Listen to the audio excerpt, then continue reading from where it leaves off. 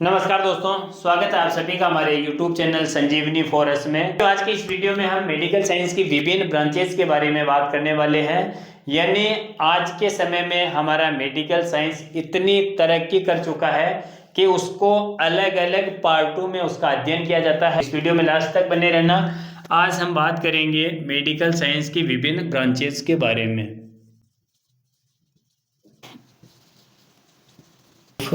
Study विभिन्न शाखाएं शोध किए जा रहे हैं कि प्रत्येक सिस्टम को अलग अलग ब्रांचों में डिवाइड किया गया है। यानी 10-11 हमारे शरीर के अंदर सिस्टम है। तो सबसे पहले लिखते हैं सीरियल नंबर और नेमो ब्रांच। ठीक है, सबसे पहले बात करते हैं द स्केलेटल सिस्टम, कंकाल तंत्र। ठीक है, द स्केलेटल सिस्टम कंकाल तंत्र का अध्ययन ऑस्टियोलॉजी के अंदर किया जाता है।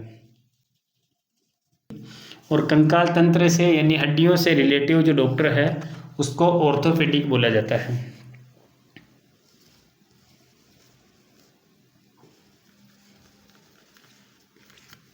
द स्केलेटल सिस्टम यानी कंकाल तंत्र का अध्ययन ऑस्टियोलॉजी के अंदर किया जाता है। दूसरा आता है आर्टिकुलर सिस्टम का अध्ययन आर्थोलॉजी के अंदर किया जाता है। ठीक है, आर्थोलॉजी। तीसरा द मस्कुलर सिस्टम, मांसपेशियों का अध्ययन मायोलॉजी, MYLOGY, यानी विज्ञान की वह शाखा जिसमें मांसपेशियों का अध्ययन किया जाता है उसको मायोलॉजी बोला जाता है। नेक्स्ट आएगा आपके the nervous system,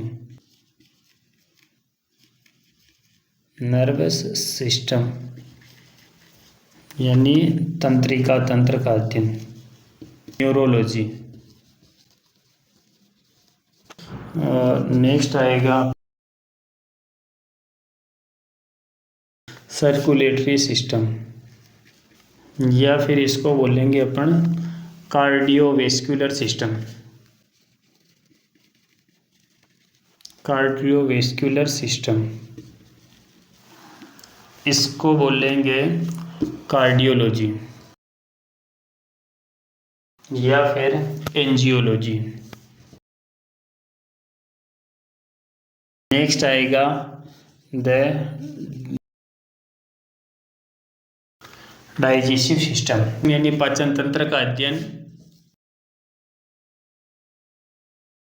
gastroenterology. Next आएगा द रेस्पिरेटरी सिस्टम,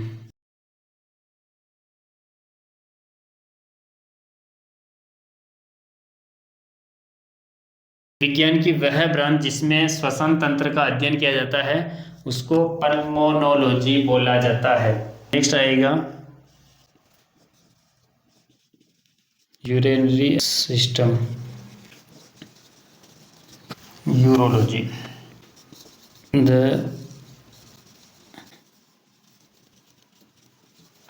या फिर जेनाइटल सिस्टम,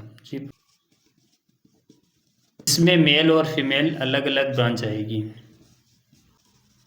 और मेल फीमेल का अध्ययन गायनोकोलॉजी,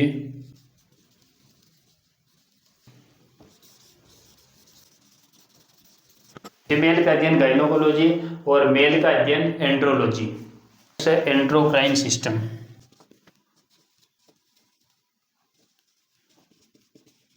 एंड्रोक्राइन सिस्टम यानी अंतःस्रावी ग्रंथियां, एंडोक्राइन सिस्टम को बोला जाएगा।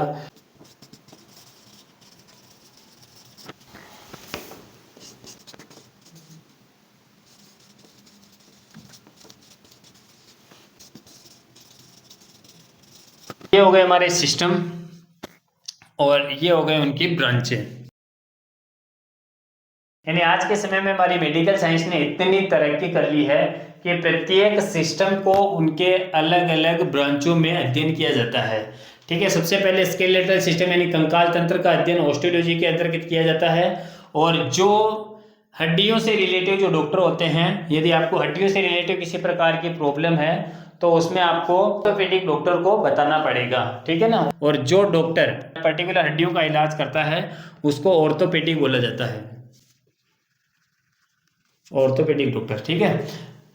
यानी हड्डियों का कंकाल तंत्र का अध्ययन ऑस्टियोलॉजी के अंतर्गत किया जाता है। नेक्स्ट आता है आर्टिकुलरी सिस्टम, उसका आर्टिकुलरी सिस्टम को ऑर्थोलॉजी बोला जाता है, मस्कुलर सिस्टम को मायोलॉजी बोला जाता है, ठीक है। ये आपको याद रखने की आवश्यकता है।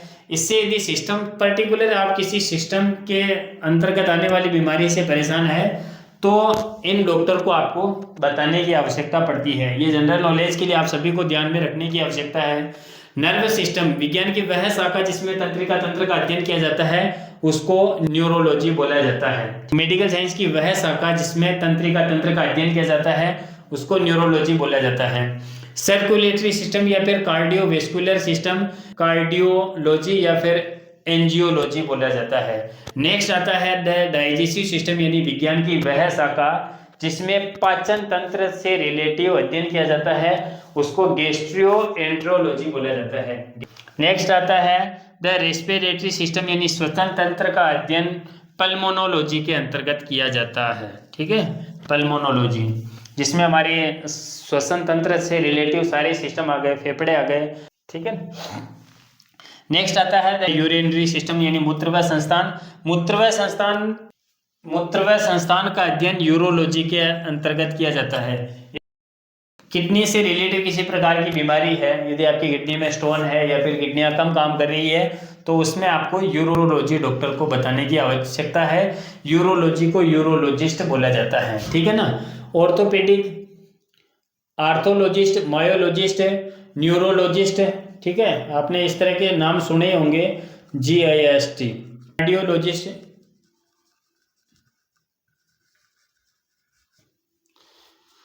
गैस्ट्रोलॉजिस्ट,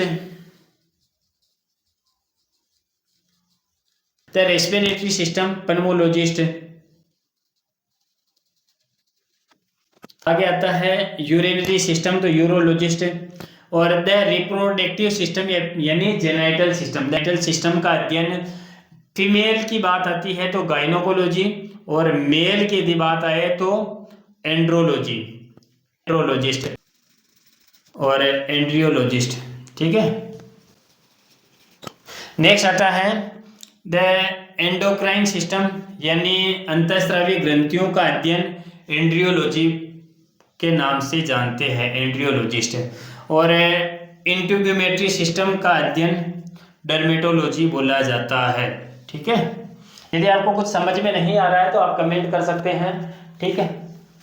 इनके अनुसार यदि आप किसी भी प्रकार के सिस्टम से संबंधित बीमारी से परेशान है, जैसे आपको पाचन से संबंधित किसी प्रकार की दिक्कत है, गैस्ट्रोलॉजिस्ट को जाकर बताना है। यदि आपको तंत्रिका तंत्र से जुड़ी किसी भी प्रकार की बीमारी है, स्ट्रोक हो गया, पैरालिसिस हो गए या फिर न्यूरोलॉजिकल किसी अन्य प्रकार की बीमारी से परेशान है तो आपको न्यूरोलॉजिस्ट को जाकर दिखाना है।